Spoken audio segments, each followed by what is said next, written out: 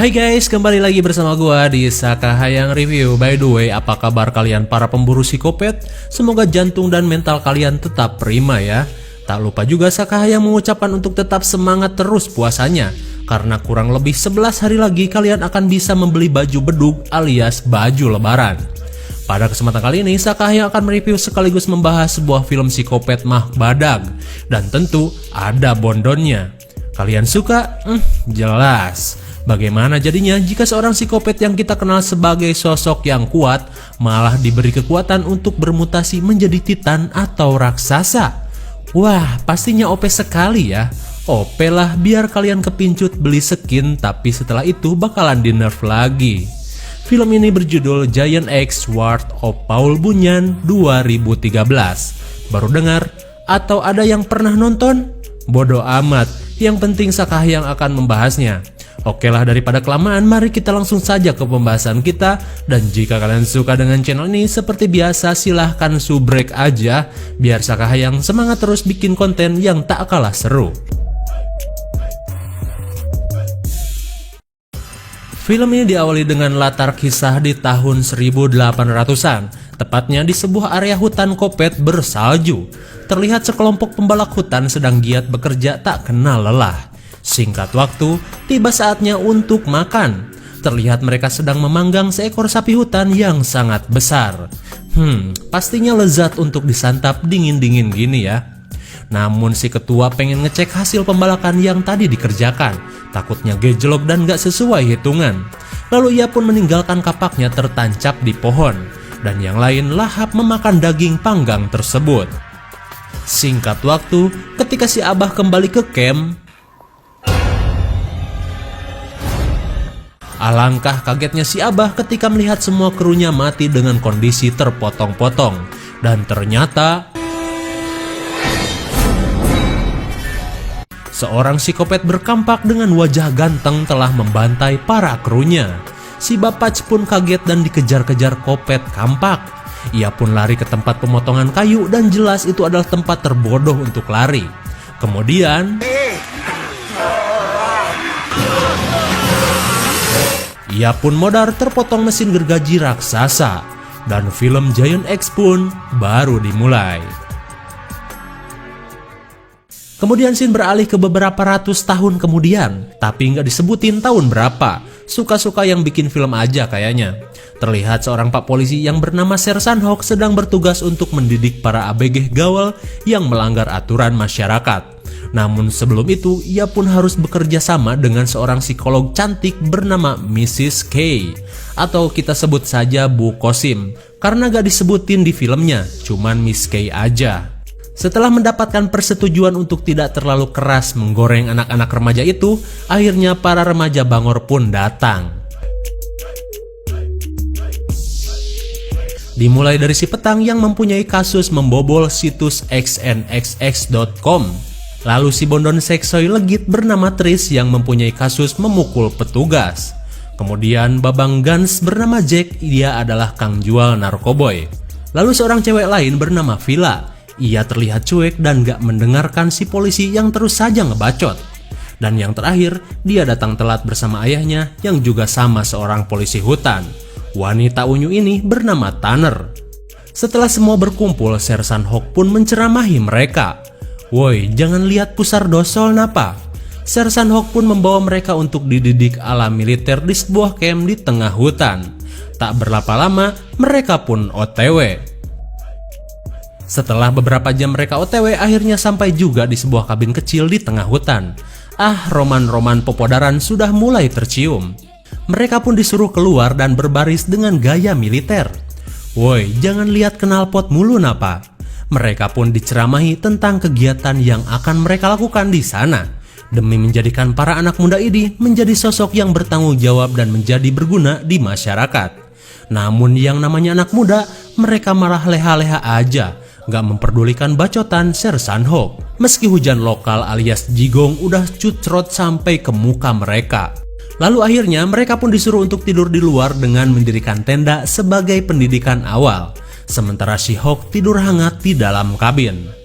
Singkat waktu, Di tengah hutan, terlihat seekor kancil sedang makan batu di tanah yang gersang. Hingga tanpa diduga, seekor beruang berusaha menyergap kancil tersebut. Tapi ternyata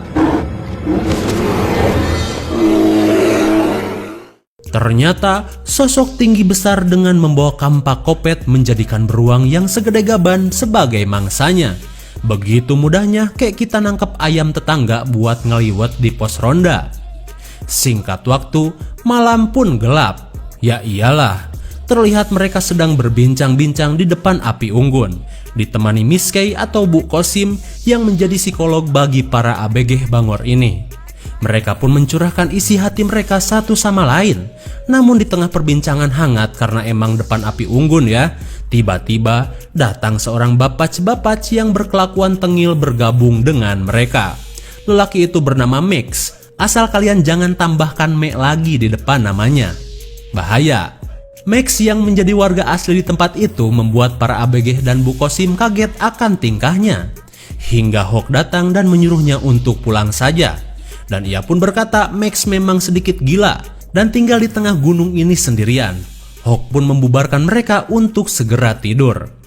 Singkat waktu, ketika si Jack sedang molor, tiba-tiba si Bondon Tris masuk ke dalam tendanya.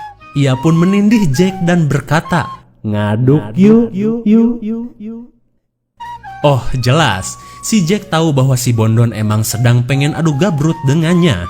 Ia pun oke-oke aja, rejeki nomplok emang gak kemana lur.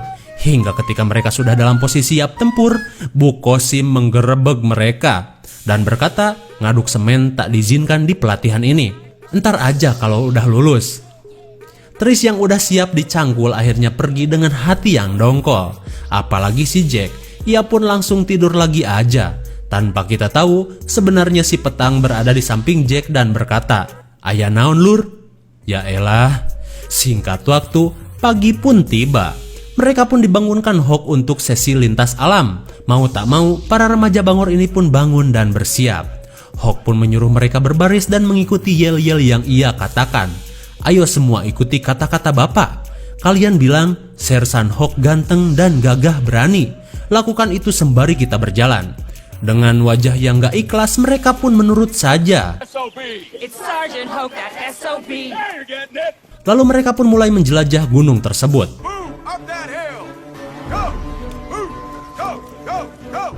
Singkat waktu, hari semakin sore. Hawk pun menyuruh mereka beristirahat dan memakan bekal untuk mengisi energi. Namun si Jack yang udah gak tahan di pelatihan ini menghasut yang lain untuk kabur saja.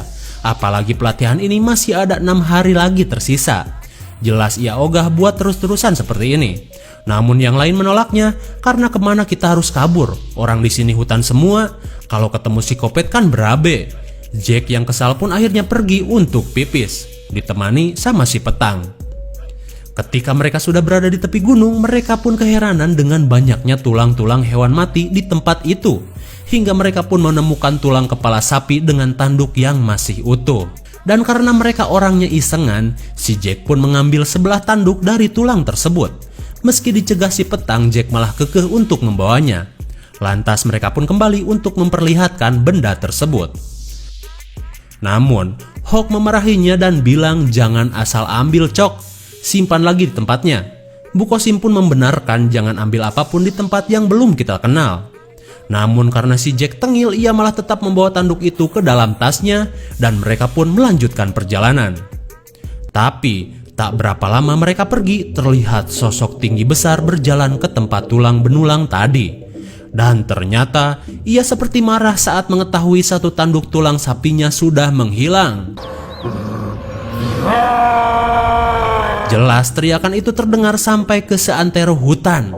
Hawk dan kawanannya pun kaget dengan suara tersebut. Dengan watados, mereka berlari sambil membawa tanduk yang akan membuat mereka celaka 12. Hingga ketika mereka sedang beristirahat, Tris pun membuka HP-nya yang tiba-tiba ada pesan masuk. "Neng, kapan mau ajojing di klub Mang Ojon lagi?" Namun semua orang kaget akan sesuatu yang berada di belakang Tris.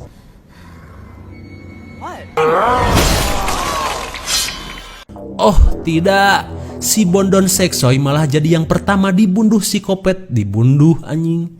Si Bondon Seksoy malah jadi yang pertama dibunuh psikopat Titan dengan kampak badagnya. Sirna sudah adu gabrut dan ajojing yang akan ia lakukan ketika selesai latihan. Melihat makhluk kopet sebesar itu, jelas mereka lari ngabret seedan-edannya.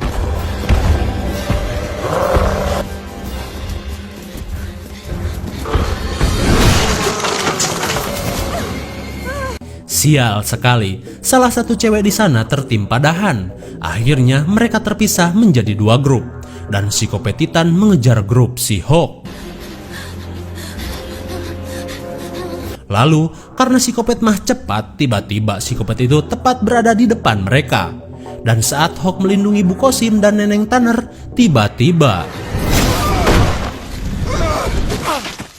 Hawk pun buntung menjadi dua. Tapi tragisnya, ia malah hidup dengan setengah badan.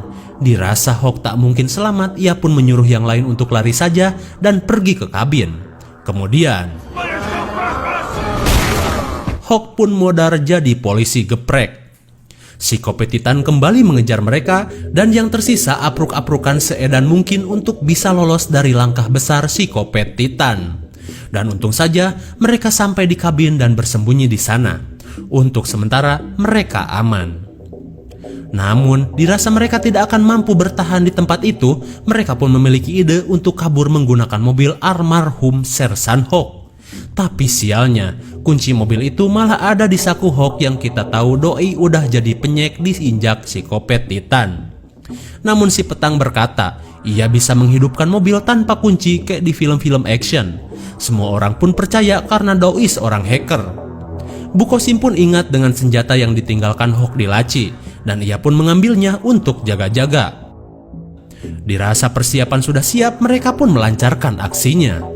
Bu Kosim bersama si Petang yang bersenjatakan lencok bersiap mempertaruhkan nyawa untuk menghidupkan mobil. Tapi karena si Petang grogi takut psikopat datang, ia pun jadi gak fokus dan malah ripuh bergetar hebat. Dirasa suara-suara aneh sudah mulai terdengar, Bu Kosim pun menarik si Petang untuk membatalkan aksinya. Di dalam kabin, si Petang pun dimarahin. Ah, sia gaya doang. Ia pun menjawab, gimana turur, gue gugup parah euy. Dan beberapa saat kemudian, psikopat Titan pun seolah tahu dan menggusur mobil itu ke dalam hutan. Sirna sudah jalan satu-satunya mereka untuk kabur. Lalu setelah mengusrukan mobil ke Gawir, psikopat Titan pun pulang ke rumahnya yang berada di Goa Kopet. Ia pun merasa kapak kopetnya semakin tumpul, dan ia pun membersihkan darah Bondon yang menempel di kampaknya. Kembali ke kabin, terlihat si Abah Meg kocar-kacir ketakutan dan berusaha masuk ke dalam kabin. Mereka pun membukanya, siapa tahu Abah ini mempunyai informasi soal psikopat Titan yang tadi menyerang mereka. Si Abah pun amuk-amukan karena ia sudah mengenal lama Titan Kopet itu. Namun baru kali ini Titan Kopet bisa marah seedan itu. Lalu si Abah pun menyangka para anak muda ini melakukan sebuah kesalahan atau mengambil sesuatu yang menjadi milik Titan Kopet. Kemudian Neneng Tanner mengeluarkan tanduk yang Jack bawa di tasnya. Apa mungkin gara-gara ini, Bah? Si Abah pun ngamuk. Nah Aisyah, itu dia penyebabnya. Lu ambil tanduk hewan kesayangan psikopat Titan. Mereka pun keheranan mendengar cerita si Abah. Kemudian si Abah pun bercerita asal-usul dari psikopat Titan yang turun-temurun leluhurnya ceritakan. Sekitar tahun 1800-an telah lahir seorang anak yang cacat dan langka. Penyakit genetisnya itu sangat jarang terjadi, di mana si penderita akan mengalami pertumbuhan yang sangat cepat. Namun otaknya tidak akan berkembang dan akan selalu menganggap dirinya anak-anak. Nama dari psikopat itu adalah Paul Bunyan. Dikarenakan Paul cacat, jadi tidak ada satu orang pun yang mau dekat dengannya. Lalu ia pun diasingkan di tengah hutan. Satu-satunya temannya hanyalah sapi berwarna biru dan langka. Tapi sebuah insiden terjadi. Kalian masih ingat kan di scene awal tadi? Para pembalak hutan kebetulan sedang berburu makanan di hutan tersebut. Dan kebetulan mereka menemukan seekor sapi berwarna biru sedang berjalan di tengah hutan. Dirasa buruan ada di depan mata, Pak Ketu dari pembalak pun menembak sapi itu sampai mati. Dan membawa sapi itu untuk disantap. Paul yang mengetahuinya sangat marah saat teman satu-satunya dibunuh dan dimakan. Maka pembantaian pun terjadi, dan seperti yang kita tahu, Pak Ketu mati terpotong gergaji mesin. Setelah kejadian itu, Paul pun membawa kepala temannya dan ia simpan di atas gunung. Dan kini 100 tahun lebih berlalu, Paul semakin tumbuh besar dan seperti sekarang. Lalu salahnya, mereka malah mengambil tanduk sapi teman dari psikopat Titan. Mendengar penjelasan si Abah, Jack pun merasa berdosa dan ia akan mengembalikan tanduk sapi tersebut. Ia pun nekat keluar dan membawa tanduk itu sambil berteriak, "Tah lebok tanduk teman sia." Setelah dilempar dan meminta agar ia mau melepaskan mereka, tiba-tiba tanduk itu dilempar tepat di dada Jack. Ia pun diseret masuk ke dalam hutan. Modar, ya jelas. Bu Kosim dan yang lain pun syok melihat kejadian itu. Singkat waktu, siang pun tiba. Terlihat ayah Tanner sedang berpatroli ke daerah tersebut. Ia ke sana karena tugas sekalian mengecek anaknya yang sedang menjalani pendidikan di daerah itu. Tapi tiba-tiba ia menemukan jejak yang sangat besar dan juga polisi geprek. Ia pun yakin sesuatu yang mengerikan telah terjadi di tempat ini. Lantas, ia segera meminta bantuan lewat saluran radio kepada perkumpulan koboi di Ojon's Bar. Kembali kepada sekelompok anak muda, Bu Kosim yang melihat ke arah luar merasa aneh dengan keheningan yang tak biasa. Lalu tiba-tiba, edan gitu boy, psikopat Titan menghancurkan kabin mereka. Dibukbak menggunakan kapak kopet raksasa.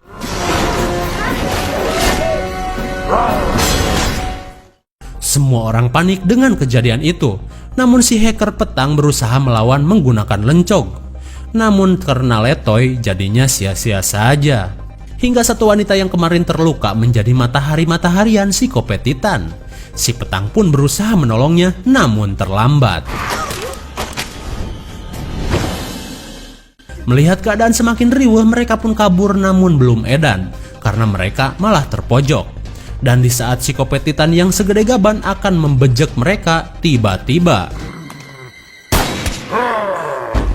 Papa Tanner tiba tepat pada waktunya. Ia pun menembak psikopat itu. Melihat kesempatan emas, mereka pun pergi. Tapi ternyata mereka dicegat oleh si Abah Mac.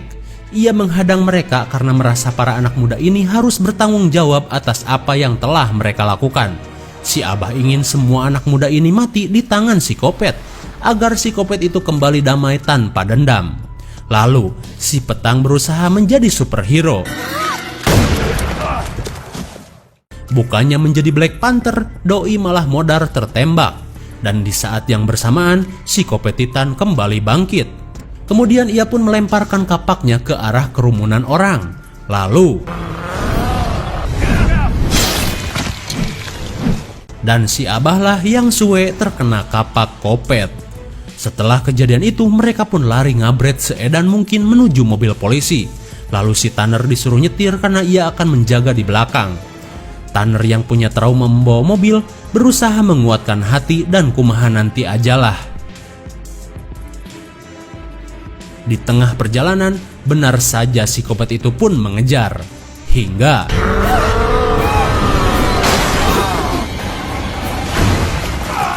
untung saja mereka gak kenapa-napa. Neneng Tanner, Bu Kosim, dan Pak Polisi pun berlari dengan tenaga yang tersisa. Hingga wow, editornya berkelas ya bun. Dirasa tidak ada jalan kabur, mereka pun memutuskan pergi ke arah jembatan.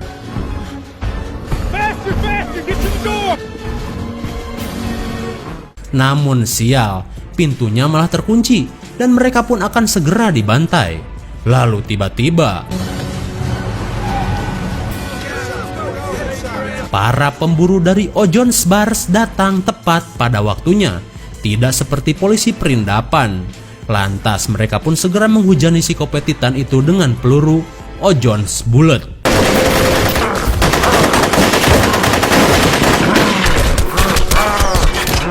Akhirnya, psikopat itu pun tak berdaya dan jatuh ke dalam danau. Apakah psikopat itu mati? Tidak ada yang tahu. Yang jelas, Bu Kosim dan yang lain berhasil selamat dari keganasan makhluk tersebut. Dan para pemburu dari skuad Ojon's Bar pun mengambil kapak titannya untuk dijadikan pajangan di depan bar. Dan kini, skuad Ojon's Bar menjadi pahlawan bagi wilayah tersebut dengan membinasakan sosok legenda Paul Bunyan. Terus, ya udah, film pun berakhir. Bagaimana? Cukup menghibur bukan? Film ini emang film kelas C, namun cukup membuat kita merasa tegang sekaligus ketawa ketiwi. Paul Bunyan memang menjadi legenda di daerah tersebut, namun ia hidup damai di atas pegunungan. Namun karena ulah dari sekelompok anak remaja tengil, kedamaian itu berubah menjadi dendam. Namun di akhir, Paul Bunyan harus kalah dari skuad Ojon's Bar, dan kapaknya pun diabadikan, dipajang di depan Ojon's Bar yang sangat glowing. IMDb untuk film ini adalah 3,5 saja. Ya biasa, kita mah hiburan dulu, karena kemarin kan udah yang serius-serius. Dan menurut Sakahayang cocok diberi nilai 4,5, karena ada bondonnya. Itu aja sih. Mungkin segini saja review dan pembahasan film Giant X Paul Bunyan. Jangan lupa like, share, and subscribe supaya kalian tidak ketinggalan jika ada video baru dari Sakahayang. Thanks for watching and see you on next video. Bye bye.